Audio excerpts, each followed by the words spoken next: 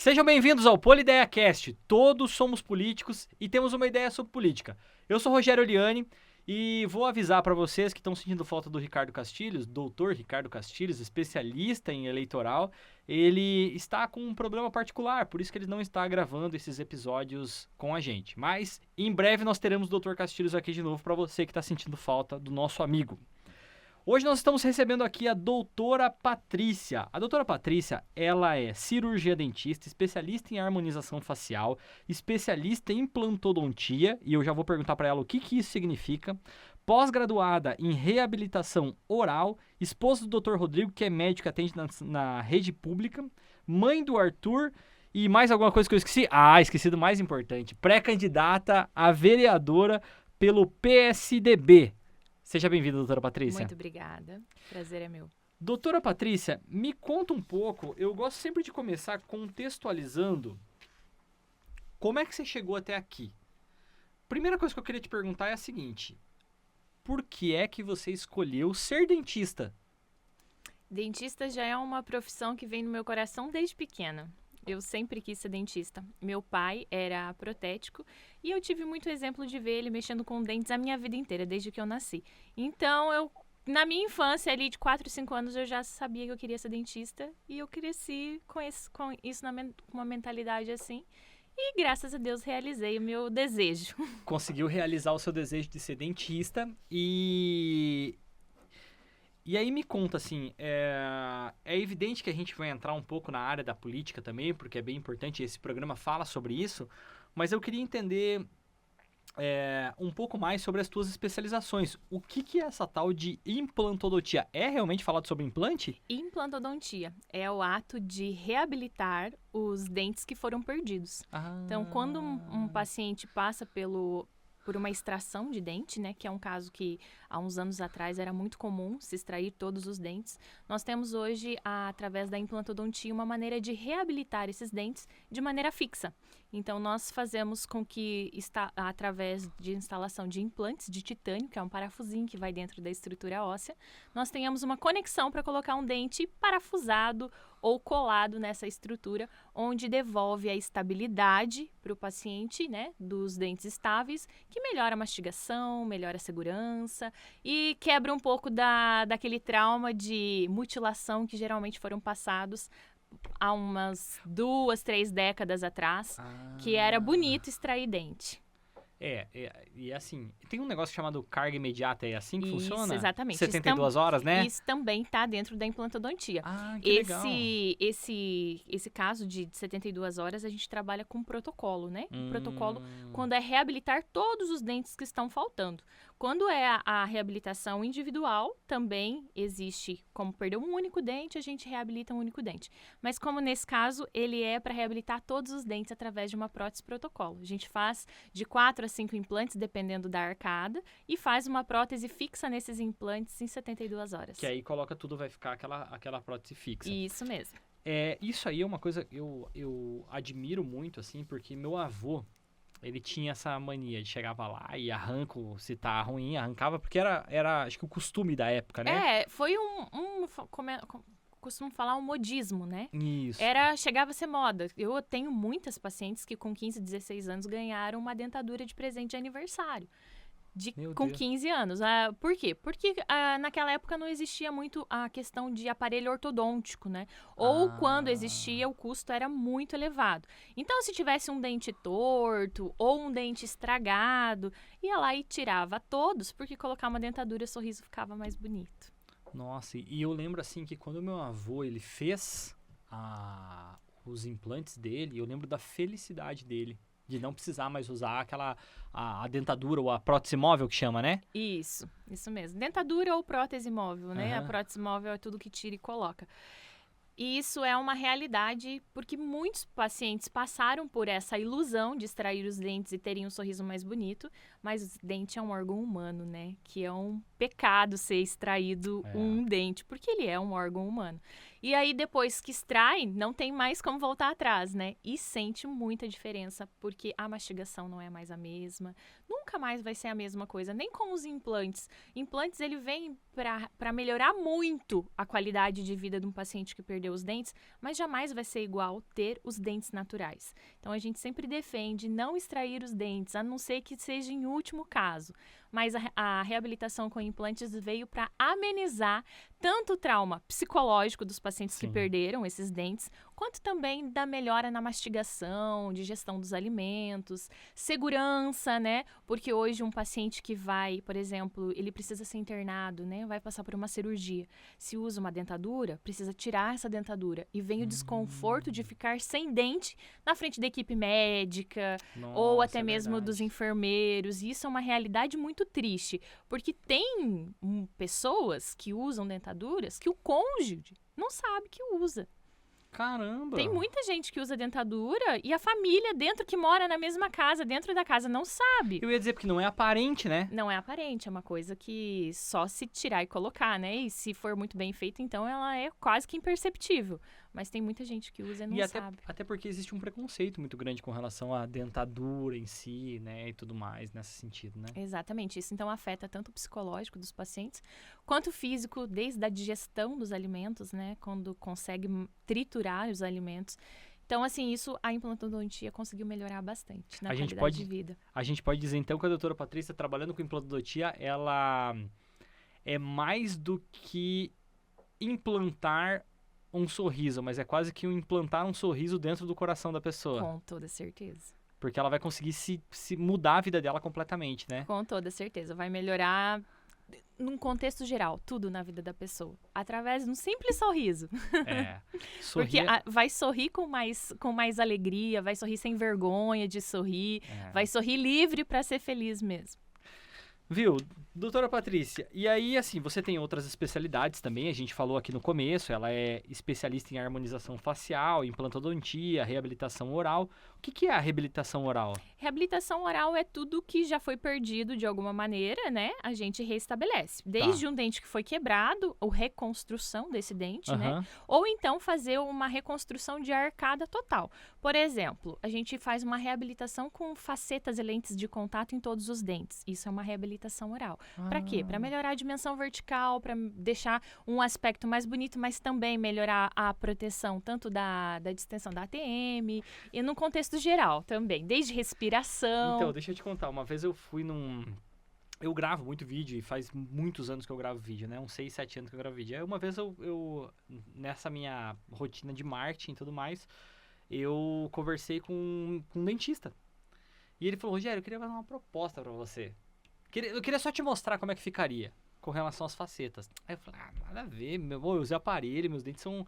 Quando ele colocou na TV, que ele mostrou como é que ficaria, eu falei assim, mas que isso, meus dentes são muito tortos. Eu fiquei falando pra ele, eu falei assim, meu Deus, que negócio é esse? Então, esse trabalho ele entra também uma parte, você tá dentro da mesma linha da odontologia, que é uma reabilitação tanto na parte oral, quanto de harmonização facial, quanto de implantodontia, que é mexer com... Evidente que o dentista mexe com a face toda, mas mexer realmente com o sorriso que ela tem lá dentro, né? Isso. Melhorar no contexto geral. Todas as minhas especialidades, elas são um complemento uma da outra, né? Eu iniciei através ali da parte cirúrgica e da reabilitação oral, e daí fui para a parte cirúrgica da implantodontia e fui para a parte cirúrgica da harmonização facial. Então, eu faço também procedimentos cirúrgicos e procedimentos injetores na área da harmonização facial. Tudo para quê? Para que a gente encontre uma harmonia no contexto geral, desde intrabucal quanto a parte externa. Então, todos eles é um contexto uma junção, uma especialidade da outra. Uma mãozinha dada com a outra, vamos dizer assim, né? E aí lá, dado um certo momento desse ano, não sei se isso aconteceu na sua vida esse ano, mas você decidiu se filiar a um partido político e vamos dizer que a gente brinca assim, falando que a mosquinha azul da política te picou. Como é que foi isso? Como é que foi essa história para você chegar e... Você caiu de paraquedas, você foi convidada? Como é que você foi chegar nisso tudo? Eu fui convidada aproximadamente aí uns 7, 8 meses já. E eu não tinha pretensão nenhuma de realmente me pré-candidatar ao cargo. Mas, primeiro que quem iniciou esse convite e me insistiu muito para que eu viesse foi o meu irmão. E o meu irmão, ele é filiado ao partido e parceirão do Edgar Bueno aí há muitos anos. Mas eu, particularmente, não tinha esse interesse, porque eu tô no auge da minha carreira, né? Eu tô, assim, digamos, eu posso te garantir que eu tô Tá voando. mais alto que eu já estive na minha carreira, é o meu ponto agora. E não era a minha pretensão, porque eu gostaria de continuar trabalhando. Mas o meu irmão fez, bom ou não, levou o Edgar Bueno na minha casa. Levou o Edgar Bueno com o Maurício, que é o presidente do partido. Sim. E nós, sentados, conversando, né? Nós entramos nos assuntos que poderíamos melhorar em Cascavel se nós fizéssemos uma parceria de trabalhar junto. E o Edgar Bueno me convenceu a estar aqui hoje, porque ele me propôs nós trabalharmos na área da saúde, a melhoria da área da saúde. E é uma coisa que eu vivo isso, né? O meu esposo, Sim. como ele é médico da rede pública exclusivo, a gente vê qual que é a realidade no dia a dia, né? E a possibilidade de melhorar isso, e com a visão que o Edgar Bueno me apresentou, nós chegamos a conclusões que nós podemos fazer muito por Cascavel juntos, né? E quando ele me apresentou isso, eu falei assim, então eu vou encarar, vamos junto. Então nós estamos nessa. Tocou o teu coração, assim, para que você pudesse fazer algo, né? Ele me conquistou com o fato de que eu posso ajudar Cascavel a melhorar na área da saúde com o meu conhecimento. Por quê? Porque nós precisamos de pessoas com conhecimento, principalmente na área da odontologia, que é uma área que eu acredito que precisa melhorar bastante em Cascavel. Precisa de conhecimento para montar projetos, para que esses projetos passem por uma aprovação e que cheguem no executivo para que ele possa ser executado. Sim. E para isso precisa de pessoas com qualificações e estudo nessa área. E ele me mostrou que eu posso estar nessa equipe se nós chegarmos a um futuro O que você percebeu mais, assim, na parte da saúde pública hoje? E eu vou pegar, assim, eu vou puxar alguns exemplos. Eu gosto muito de puxar exemplos pessoais, assim, né? Mas, assim, falando de contexto, né?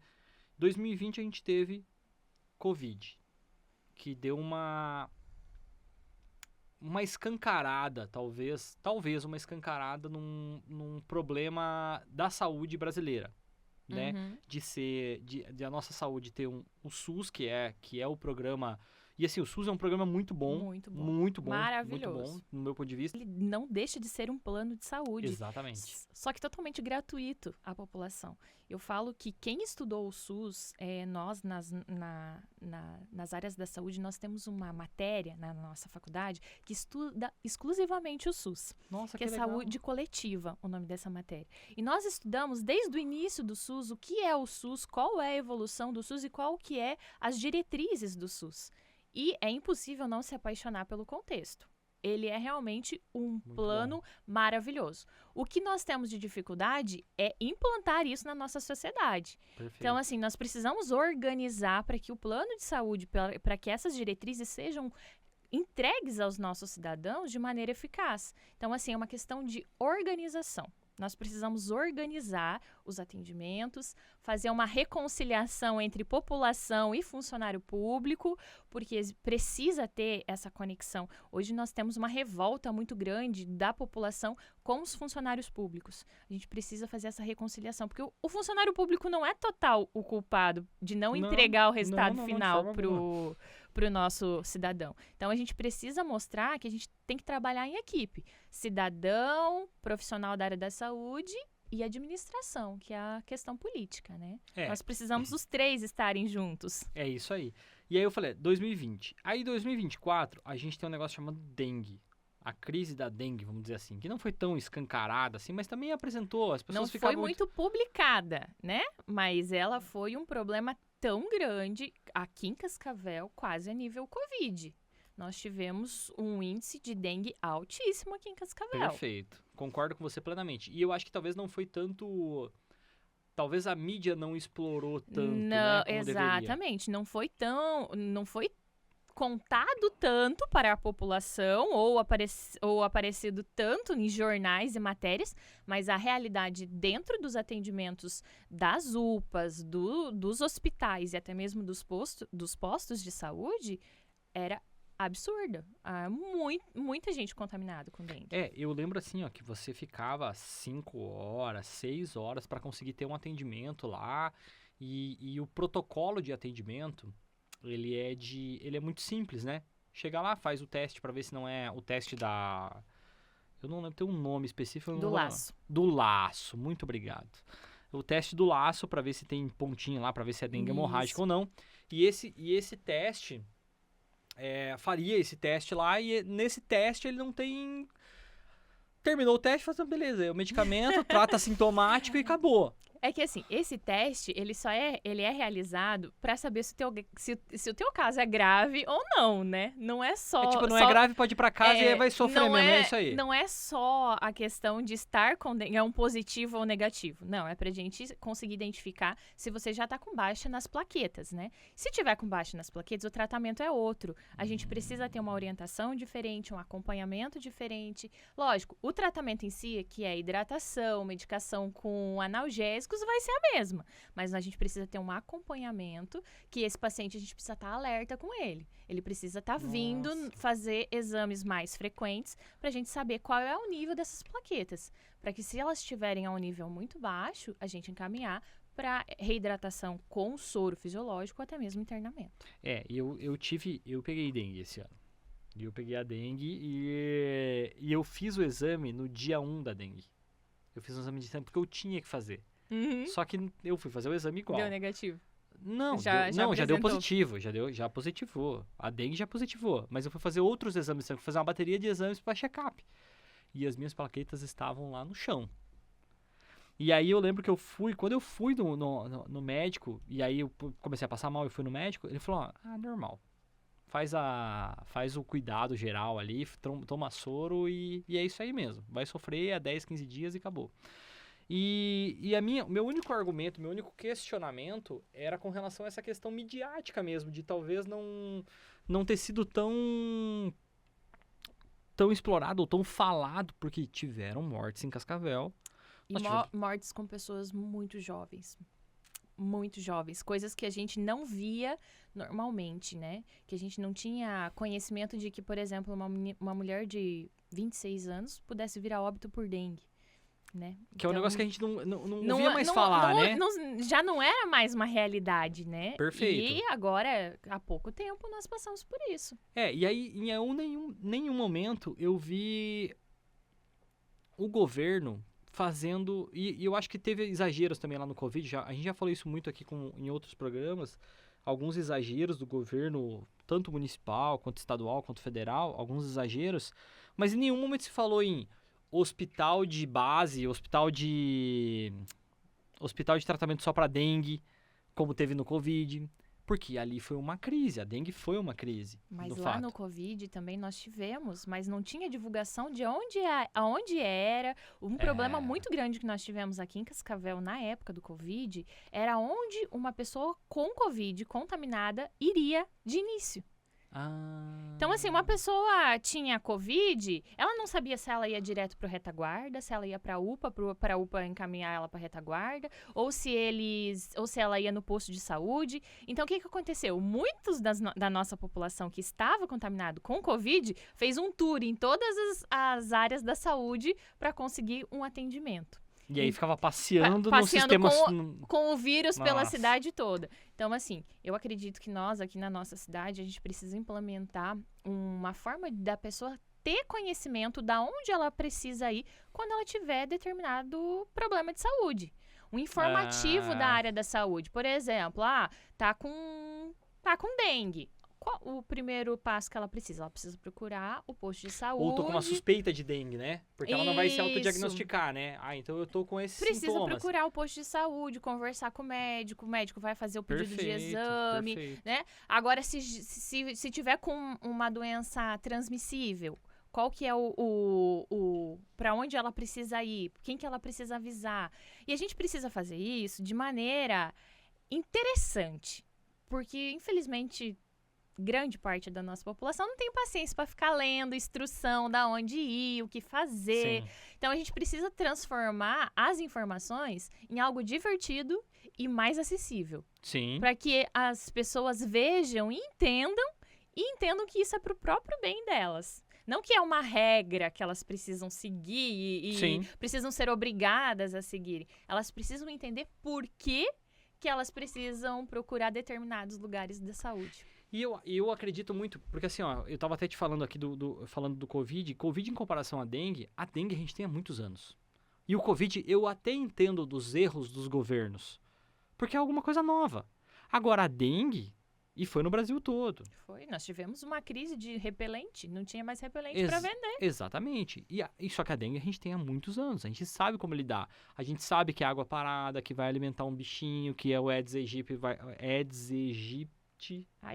Aedes aegypti. Ele vai ter... Nossa, que difícil falar, né? A gente sempre briga. O tal do mosquitinho, ele vai sempre estar lá e tal. E a gente vai ter que realmente se preocupar com isso, sabe? Então eu percebo muito isso. Mas não é só isso. A saúde não se trata só disso. A gente percebe nas crises que... Na crise se percebe da deficiência do SUS, da saúde pública. E aí, o que você enxerga? O que você enxerga hoje que Cascavel precisaria melhorar nesse quesito de saúde? O problema das pandemias, das epidemias, é que elas sobrecarregam os atendimentos, né?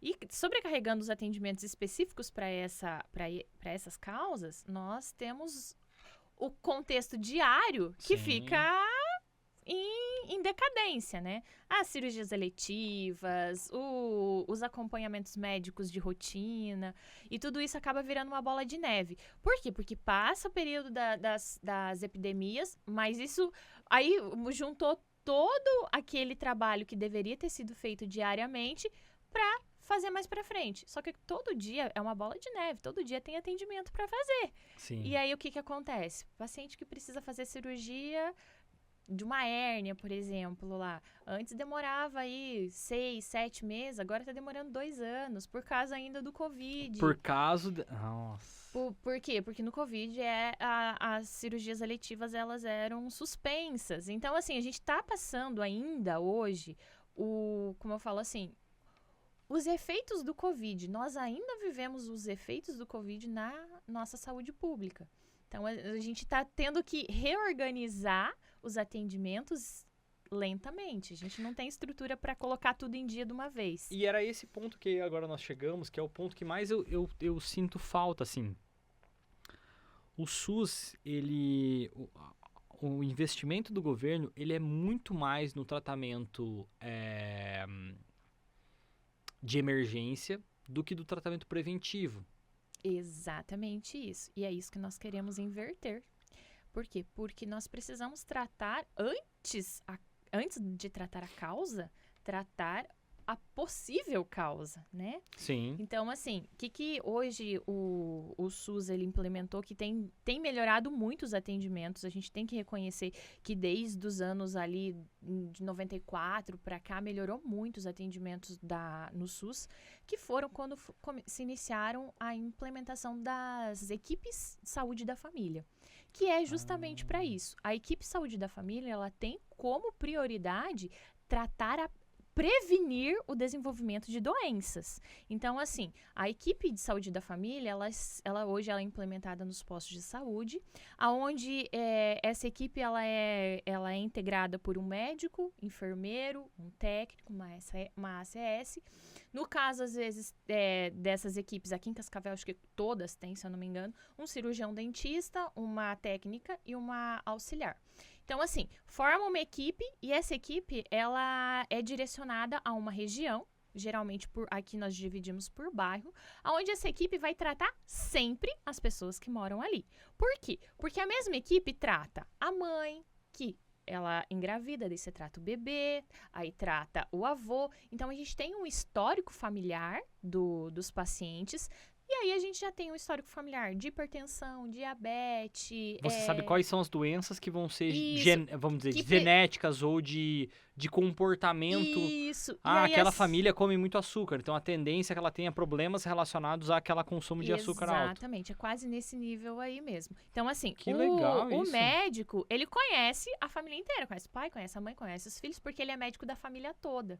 E isso, aqui em Cascavel, a gente está conseguindo implementar. E através dessa estratégia, a gente consegue prevenir muitas doenças.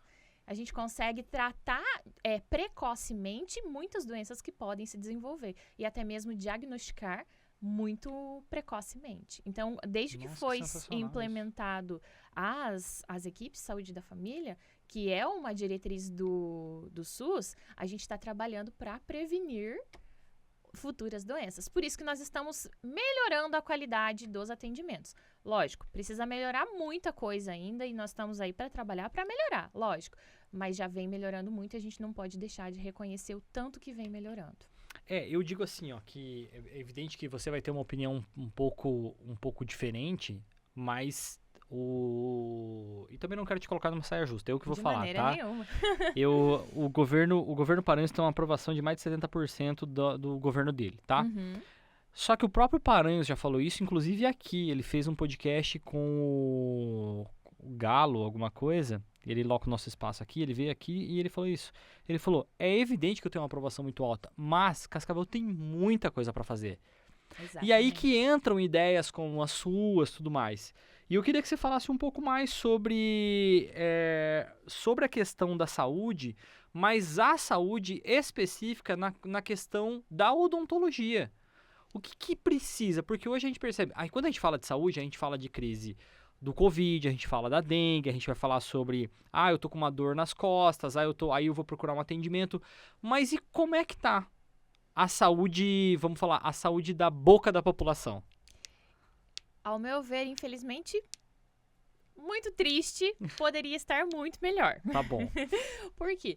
Porque hoje os atendimentos que são realizados nos postos de saúde, eles são limitados, né? Nós temos o CEL, que é o Centro de Especialidades Odontológicas, mas nós temos que organizar o nosso sistema de atendimento à área de odontologia para que ela seja mais eficaz, né? Infelizmente, assim, nós temos uma estrutura muito boa, nós temos profissionais muito capacitados, mas não está acontecendo. Não está tendo esses atendimentos eficazes. Eu acho que nós precisamos melhorar a questão da quantidade de atendimento que existe hoje, de maneira eficaz, na questão da estrutura que nós temos. Uma questão de organização, a gente organizando melhor, a gente vai conseguir. Uma coisa que eu acho que falta muito em Cascavel é uma porta aberta para odontologia, em casos de urgência e emergência. Eu ia te perguntar isso agora, porque hoje, por exemplo, assim, alguém da população caiu, uma criança bateu a boca, eu tenho uma filha de 9 meses.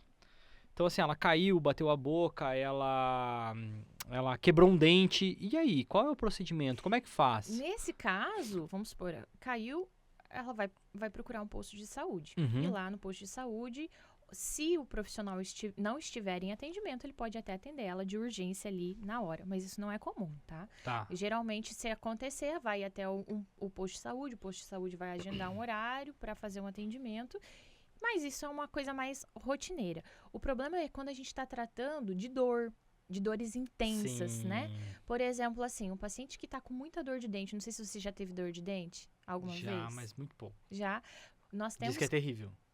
Eu, na área da odontologia, eu posso te garantir que se não for uma das piores dores, uma das piores eu posso te garantir. Se ela não for a pior, ela é uma das piores. É uma coisa que deixa, assim, a pessoa totalmente desnorteada. E o problema é que a dor de dente, ela sempre se intensifica no período noturno. E isso existe uma explicação científica para isso, né? Eu quero saber, porque minha neném não dorme porque ela tá com os dentes nascendo. No período noturno, a gente aumenta o fluxo sanguíneo na região da cabeça. Tanto pela posição de estar deitado, quanto pelo relaxamento de todo o corpo. Então, aumenta a pressão sanguínea na cabeça. Se a pessoa tiver com uma inflamação, ela vai aumentar o número de células inflamatórias também na região que está inflamada. Sim. E isso, consequentemente, vai fazer com que a dor aumente ainda mais. E como está em estado de relaxamento, a gente fica mais sensitivo à dor. Todas as dores que nós temos em momento de relaxamento à noite, a gente sente mais, ela se intensifica. Mas na cabeça em si, é por conta do fluxo sanguíneo que aumenta as células inflamatórias, aumenta a pressão, aumenta a dor de dente. Então, a maioria das pessoas, elas sempre vão ter essa intensificação de dor durante a noite. E o que se faz aqui em Cascavel com dor de dente à noite? Então, eu te perguntar, vai na UPA? A UPA tem atendimento? Vai na UPA, mas na UPA nós só temos atendimentos médicos.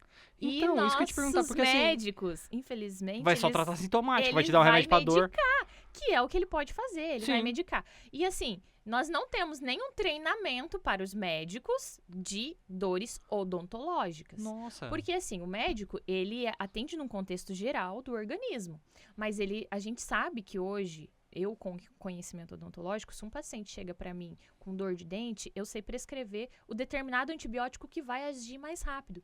Mas às vezes o médico que está lá na UPA, ele não teve esse primeiro contato ou essa informação exclusiva. Ó, dor de dente é a célula tal que você precisa para bactérias anaeróbias. Para bactérias anaeróbias, a gente tem que indicar determinado antibiótico.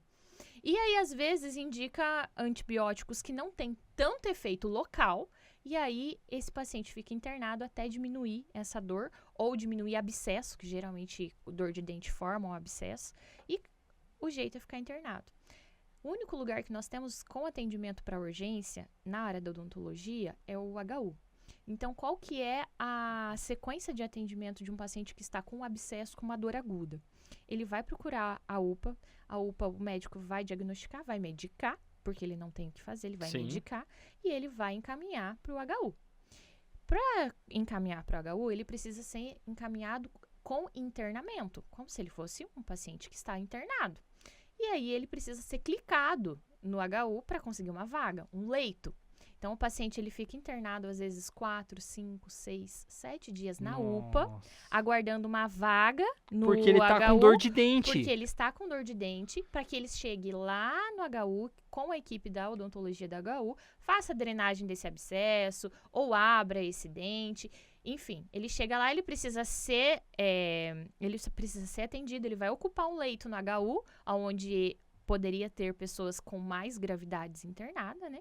Então, assim, levou aí o quê? 6, 7 dias para resolver uma dor de dente. Que poderia ter resolvido lá. Coisa que, se nós tivéssemos uma equipe odontológica anexo à UPA, poderia ter realizado no momento. E é difícil de colocar uma equipe médica, uma equipe odontológica dentro da UPA? Então, até essa minha primeira conversa aí com o Edgar, eu achei que fosse, mas nós estudando, ele me mostrou que isso é possível, que foi o que me encantou a vir me dispor a um cargo político. Então, assim, foi o que me deixou motivada a trabalhar. Aliás, o Edgar Bueno, que é pré-candidato a prefeito de Cascavel, pelo PSDB também, não errei, né, doutora? E eu sou muito ruim com partido. Às vezes eu confundo os partidos e é normal. São muitos, né? É, muito. E aí só queria deixar um salve aí pro Edgar Bueno, que a gente já te convidou pra vir aqui, pra gente poder conversar, pra poder colocar a tua pauta na mesa aqui, ver o que você quer falar. Tá aí o convite. Eu sei que ele tem uma agenda bem ocupada aí, tá em pré-campanha, mas a gente gostaria muito de ter ele aqui, viu? É, ele tá trabalhando bastante. É realmente uma pessoa que é apaixonada por Cascavel, porque é admirável o tanto que ele tá trabalhando. Pois é, né? Trabalha de manhã, de tarde, de manhã, de tarde, de noite, e é 5, 6 visitas por dia. Pra conseguir um horário com ele tá difícil mesmo. Deve ser bem difícil, mas assim, ó, ia ser um prazer mesmo ter ele aqui para poder falar sobre esse plano de governo que ele quer implementar em Cascavel e quais são os projetos para ele aí. Então, assim, dentro da unidade, da UPA, eu acho que seria assim, vou dar uma opinião pessoal, assim, pra quem tem dor de dente, às vezes você conseguiria resolver, nossa, e aí lá no HU você teria que ter um outro leito lá pra pessoa, que ela ocuparia um leito de uma pessoa. É isso que eu quis dizer. Ela fica internada como um internamento de qualquer outra gravidade. Ela ocupa um leito, por exemplo, de uma pessoa que está infartada. O leito é o mesmo, assim, lógico que existem prioridades. Por exemplo, se ele estiver na UPA e chegar um outro paciente com um estado mais grave, o outro paciente vai na frente. Mas o que eu quero dizer, assim, que o leito que ele utiliza é o mesmo que um outro paciente de gravidade maior utiliza. E aí acabou de me surgir uma curiosidade aqui. Eu não lembro, assim, pra mim até é uma questão... Não é normal um paciente ficar internado por conta de algum problema odontológico. Assim, a parte odontológica, ela tá ligada a todo o sistema fisiológico. Então, assim, desde se for o intestino, ou se for a boca, ou se for o pé, todos têm o mesmo valor e os mesmos riscos. Tá. Nós temos riscos de infecção grave, que é o caso desse internamento, quando chega lá com abscesso. Por quê? Porque se não tratado esse abscesso, pode vir a dar uma sepse. Né, que é uma infecção generalizada. Então, precisa estar sendo monitorado. Ou trata ou monitora, né? Ou faz o tratamento ou fica monitorado até que o tratamento possa ser realizado. Mas não seria necessário fazer esse internamento, ficar todo esse tempo internado, se fosse feito a intervenção de imediato na questão odontológica. Nossa, então assim, o caso de internamento é porque é um caso muito grave para ser um internamento odontológico. Que deveria ser, né? Deveria ser. Mas para internar um caso odontológico, precisa ter sido muito tempo negligenciado para não ter sido realizado um tratamento. Um tratamento que não foi realizado há muito tempo, que é o que acontece. Por quê? Porque nós temos hoje aqui o posto de saúde para conseguir um atendimento odontológico, é demorado. O posto de saúde ele faz o atendimento prévio, que são restaurações, tratamentos mais de clínico geral, e encaminha para o CEL, para o Centro de Especialidade Odontológica, para fazer um tratamento de canal, por exemplo, que é um dos casos que mais vem a dar abscesso. E lá, a lista é enorme de espera. Enorme. Então, assim... Então, eu tava até pensando agora aqui, que a minha área é muito... Como eu falei antes aqui, a minha área é muito marketing. Eu tava pensando, essas clínicas populares que tem, na verdade, elas se oportunizam dentro de uma estrutura onde o governo não consegue atender. Com toda certeza. Onde o governo não consegue atender de graça, essas clínicas mais populares conseguem trabalhar. E eu falando de uma maneira bem... Como que eu posso dizer assim? Um pouco profissional da minha parte, sendo dentista. Ainda bem que tem, porque a gente vive numa realidade que as pessoas não têm condições financeiras de pagar um tratamento odontológico. E aquela pessoa que não tem a condição de poder fazer... Infelizmente, eles não entregam um tratamento odontológico de qualidade. Tá. Que é, né, que infelizmente é o que eu penso, a minha opinião particular. Sim. Mas, se não tivesse, o que as pessoas iam fazer? Ia ter muito mais gente. Mas aí talvez seria um problema. Bom, enfim, vamos deduzir coisa aqui que eu não queria deduzir. Assim, teria um atendimento melhor? Eu acredito que não. Eu acredito que, porque se ainda não teve ninguém que teve essa ideia de chegar e fazer um atendimento de urgência e emergência odontológica na UPA. Faltou o quê? Faltou demanda de atendimento? Não é a realidade, porque nós temos muita gente aí que precisa ser atendida. Aí é só pegar o protocolo e aí é uma questão de estratégia do governo também, né? Chega lá e pega o protocolo. Quantas pessoas tiveram com atendimento de... É que assim, o que eu acho? Eu acho dor. Que nós precisamos de pessoa com conhecimento para estar... identificar. As pessoas elas precisam ter conhecimento do problema para montar um projeto de lei que seja benéfico para o paciente. Precisa de alguém da área da saúde, precisa de alguém da área da engenharia, precisa de alguém da área das exatas. Por quê? Porque nós somos um contexto. Eu falo assim, que Cascavel não, qualquer prefeitura, é uma empresa. É uma empresa que precisa de gerência, precisa de colaboradores com experiência, precisa de colaboradores com capacidade. Para quê? Para que a gente consiga um contexto de resultado melhor. Então, assim, e cabe à população escolher profissionais de cada área. Nós temos aí hoje 22 cadeiras, né? 22 cadeiras. 22 cadeiras na Câmara. 21 cadeiras, desculpa. 21 cadeiras. São 22 candidatos e 21 cadeiras. Por que não colocar um profissional de cada área lá dentro? Né? Por que não colocar um um vereador com conhecimento em cada coisa. Porque várias pessoas com conhecimentos vastos, elas se unem e vão ter um resultado muito melhor. É o grande objetivo da Câmara de Vereadores, ela ser a representação da voz das pessoas. Exatamente. E aí aquela história,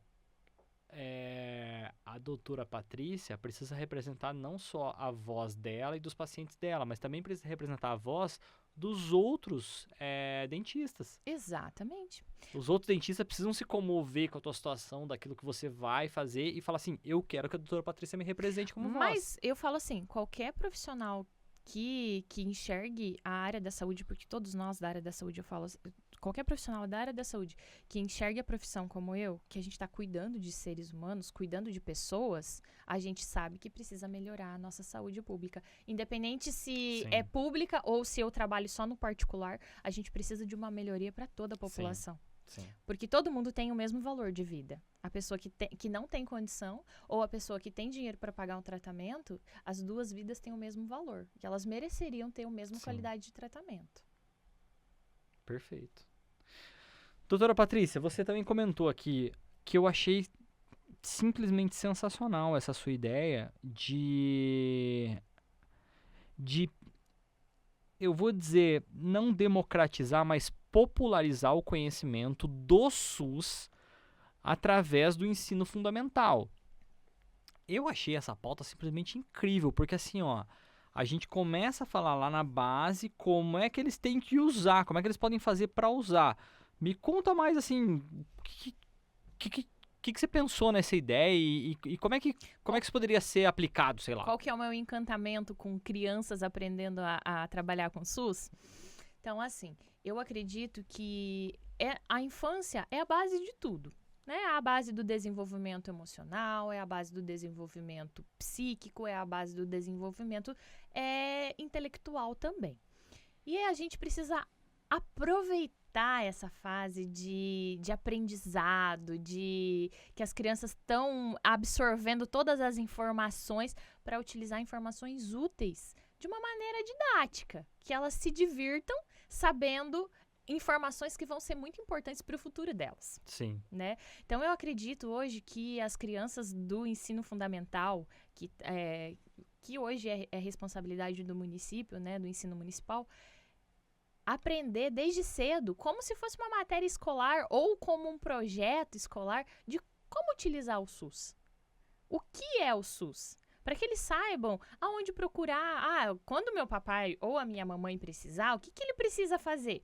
Porque, assim, é ali que nós vamos tentar melhorar lá no futuro a utilização do SUS e a economia de recurso público. Sim. Por quê? Porque a pessoa que cuida, ela tem que aprender que ela precisa cuidar da saúde dela também. Não é só o município que precisa cuidar. A pessoa precisa saber que ela tem que se cuidar, tem que fazer exames periódicos, tem que conhecer que ela tem o direito de fazer um check-up anual. Porque fazendo um check-up anual diminui muito o índice de uma doença grave. A gente consegue ter esse tratamento. Sim. Só que se a gente ensinar isso para as crianças, elas vão crescer sabendo que elas precisam ter esse cuidado com a saúde e como utilizar o Sistema Único de Saúde para que a gente tenha recurso público economizado, porque uma vez que a gente hoje, infelizmente, eu falo assim, a UPA ela está super lotada porque ela está sendo utilizada de maneira incorreta. Pessoas que lá poderiam estar, como o próprio paciente que a gente falou antes aqui, de que se tivesse uma estrutura melhor, uma estruturação melhor. Eu não precisava estar lá 10, 12 horas esperando um atendimento para ser atendido na UPA. Infelizmente, hoje, pela falta de conhecimento da população aonde procurar o tratamento que ela precisa de imediato, a gente acaba superlotando as UPAs. Porque todo problema eu tô com muita dor nas costas. A dor é agora, ela tá acontecendo. Sim. O que ele vai fazer? Tem uma porta aberta que é a UPA. A dor nas costas, ela não é uma urgência e emergência. Vai ficar lá algumas horas. É importante que as pessoas entendam que a UPA, ela é atendimento de urgência e emergência. Lá não é negado nenhum atendimento. Todo mundo é atendido lá.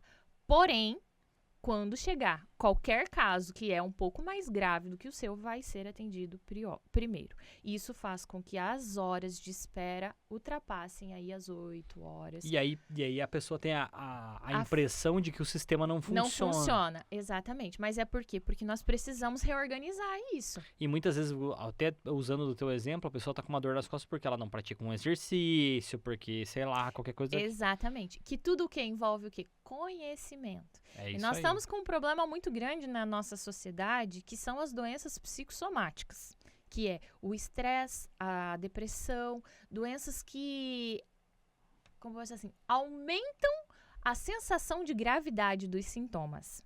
Então, por exemplo, nós temos muita gente que procura a UPA achando que está tendo um infarto. E ela está tendo uma crise de ansiedade. Está tendo uma crise de pânico. Não é não é uma iminência de morte, mas a sensação é como se fosse. Sim. Entendeu? Então, assim, nós precisamos dar atenção para esse tipo de doenças também. Então, por isso que nós também temos que aumentar o cuidado com a saúde mental. Porque tudo isso vai refletir nos atendimentos diários. Com certeza. E quando a Com gente certeza. ensina as crianças lá na infância a ter inteligência emocional, a utilizar o SUS, a cuidar do meio ambiente, saber que estar em contato com a natureza faz bem, tudo isso, fazer exercício físico faz bem, eles vão crescer, seres humanos, sabendo que melhor para a saúde deles, entendeu? E porque, assim, depois de grande é difícil enfiar na nossa cabeça, né? Quando a gente cresce, a gente fica meio teimoso, né?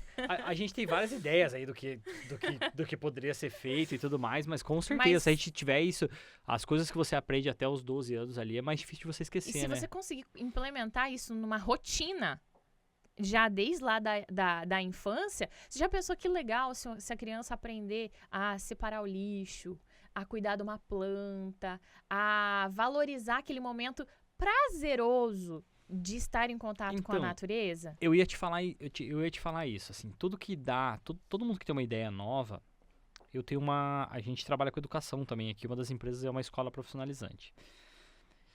E a gente faz vários testes. Testes que eu quero dizer assim, testes no bom sentido. A gente cria alguns programas, a gente tenta fazer formas diferentes. A gente fez uma aula uma vez falando sobre empreendedorismo, então a gente fez os alunos, a gente criou uma fábrica de brigadeiro. Eu fiz uma massa de brigadeiro, eles enrolaram o brigadeiro, aí depois lá a gente enrolou todos os brigadeiros, quanto brigadeiro deram, aí a gente fez uma análise de custo, quanto que deu, quanto que eles precisavam vender, e aí no final a pergunta... Sensacional. E no final a pergunta que a gente fez é o seguinte, o que você gostaria de comprar para alunos de 12 anos, tá? O que você gostaria de comprar? Eu queria comprar um computador, custa R$2.000. Aí eu falei, você entendeu que você precisa vender 866 brigadeiros para você poder ganhar R$2.000 e comprar o seu computador? Aí eles assim ficavam encantados, assim, a gente está ensinando vocês a fabricar dinheiro. No bom sentido. E se divertindo. Eu tenho certeza que isso virou uma memória afetiva na cabecinha dessas crianças, que eles não vão esquecer nem quando eles forem adultos. Isso. E aí, tudo que a gente percebe, todas essas práticas inovadoras, a gente percebe só vindo das escolas particulares. Infelizmente, porque assim... porque parece que não tá tendo ideias. E aí, será que os professores não estão sendo podados de algumas ideias diferentes que eles gostariam de fazer através de um programa de ensino que eles precisariam respeitar? Eu queria muito entender isso. Se você é educador aí que gostaria de vir conversar com a gente, manda mensagem pra gente poder falar. Isso estou falando a minha opinião própria. Até como mãe, tá? Como mãe. Eu acho que os professores da rede pública, eles estão sobrecarregados. Eu acho que eles não têm mais nem espaço mental para surgir novas ideias. Nossa. Por quê? Porque é uma sala de aula com quase 25 alunos. E assim, são 25 alunos trancados dentro de uma... Eu sou mãe. O meu filho tem uma energia que é, assim, surreal. Eu preciso gastar a energia do meu filho, porque senão quem perde a paciência sou eu. Sim. Por quê? Você imagina 25 crianças trancadas dentro de uma sala, aprendendo matemática, português, que acaba se tornando chato, de uma maneira convencional. E uma única professora lá aguentando todo mundo. Eu acho que é um tanto exaustivo para as queridas professoras. Eu mais que vou concordar com você, doutora Patrícia. Eu vou além de concordar, eu vou te contar uma história que aconteceu comigo. A gente foi dentro dessa escola profissionalizante, a gente foi convidado para fazer uma oficina para os professores da rede estadual. E dessa rede estadual, um dos professores me questionou sobre isso. Eu fiz uma aula sobre criatividade. A minha área, eu sou formado em publicidade, então eu trabalho com marketing, então a minha área é muito dessa área de criatividade. E aí eu falando sobre criatividade, o professor falou assim, isso tudo que você falou é muito lindo, mas como é que eu aplico isso para meus alunos? Exatamente. Aí eu falei, show de bola. O professor já não tem mais condições de fazer isso. Não. E aí você percebeu o cansaço. E eu falei uma coisa pra ele, que eu falei, sabe quando você fala pra alguém e você fala pra você? Já percebeu isso? E aí eu falei pra ele assim, para pra pensar. Você tem 25, 30, tem algumas salas que tem 40 alunos na rede municipal. Ah, Rogério, mas aqui não pode, o máximo é 30 alunos. Vai ver como é que é. 25, 30, 40, 50 alunos, sei lá, vai chegar lá. E eu falo assim, são 25, 30, 40 histórias de uma criança que está sofrendo um abuso psicológico em casa, uma criança que não dormiu à noite porque está jogando videogame, uma criança que não se alimenta direito, uma criança que não tem o contato com os pais como gostaria de ter. E aí a gente vai colocar também histórias positivas dentro dessa conta, né? Crianças que têm o amor do pai e da mãe, crianças que o pai é extremamente carinhoso, crianças que o pai brinca, o pai e a mãe brincam com eles, crianças que os pais têm condição e tudo mais. Só que são 25 histórias diferentes que se chocam de crianças que 25. E quem é o líder dessas crianças? O professor. E aí lá ele vai estar assim, extremamente cansado. Porque eu só fico pensando. Eu tenho a minha, que eu te falei antes, a minha filha tem 9 meses. E ela também tem uma energia que, meu Deus. A minha filha fez 10 meses ontem. Nossa, eu já tô até errando aqui. Mas assim, percebe que, tipo assim, essa questão educacional pra mim é uma coisa importantíssima da gente poder trabalhar, inclusive a cabeça desses professores. E o pior de tudo, são todos esses convivendo. A convivência com pessoas, ela é bastante desgastante. E assim, são crianças que elas brigam, 2 minutos elas estão amigas, daí a pouco elas são... É uma montanha russa de emoções, né? Então, assim, a importância de ensinar uma inteligência emocional também para as crianças. Pra elas saberem lidar com as emoções delas.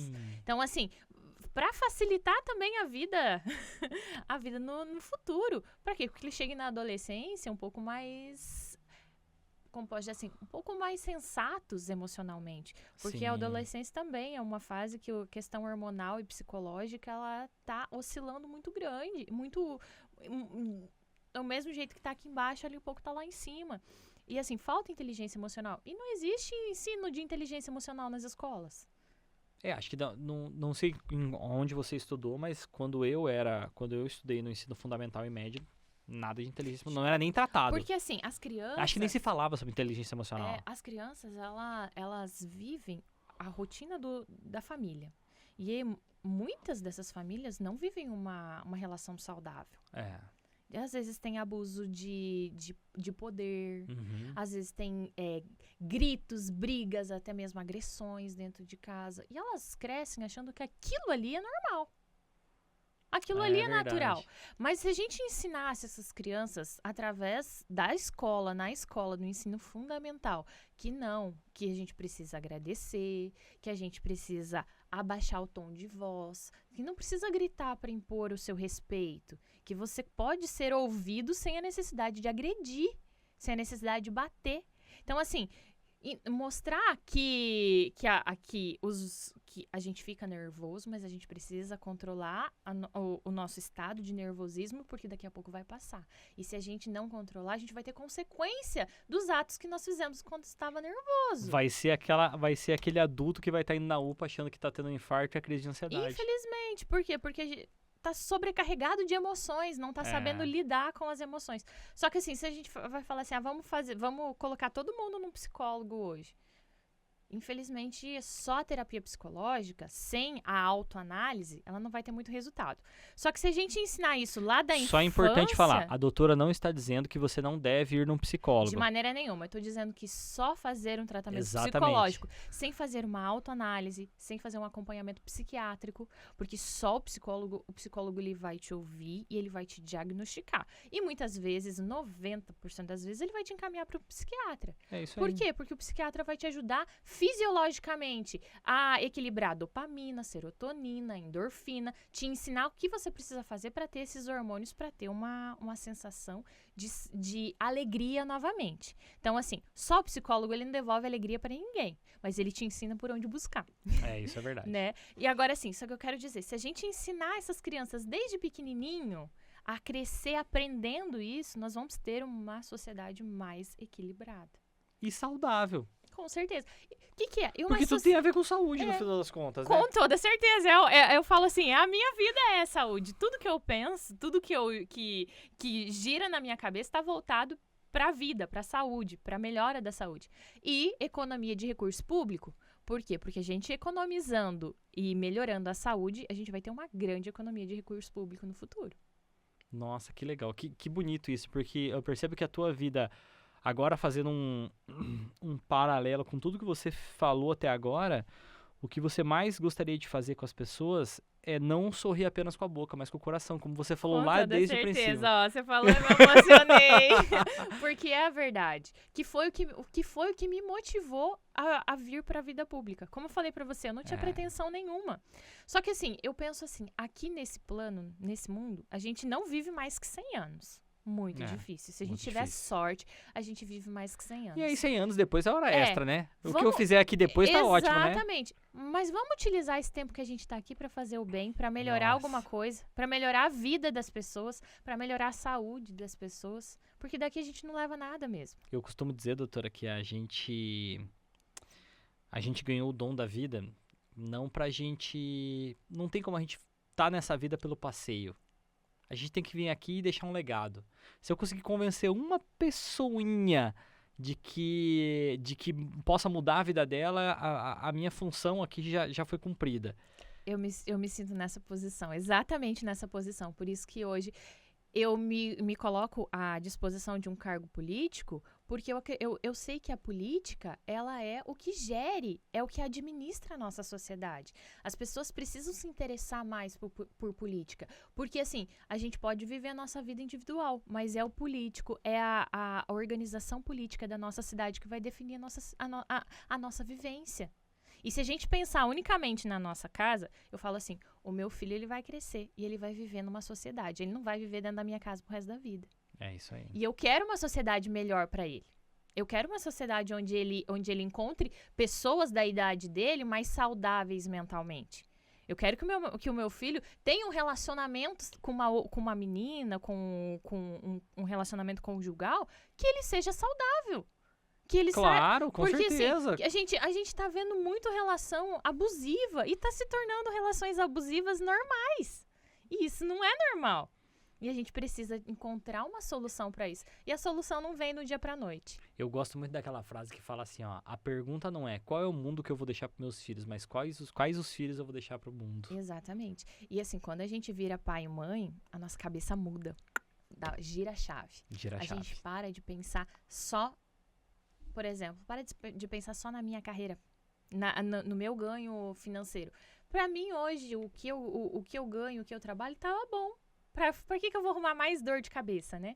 Porque eu tenho que lutar para que meu filho tenha um mundo melhor. É igual eu falo assim, o que adianta eu querer a paz mundial se eu não tiver paz dentro da minha casa? Nossa. Do que adianta eu querer que o meio ambiente seja conservado e eu não selecione o lixo que eu produzo dentro da minha casa. O Papa Francisco fala que a gente às vezes quer mudar o mundo, mas a gente não sabe varrer a calçada da nossa casa. Eu quero me dispor a esse cargo de pré-candidata para dar o meu 100%.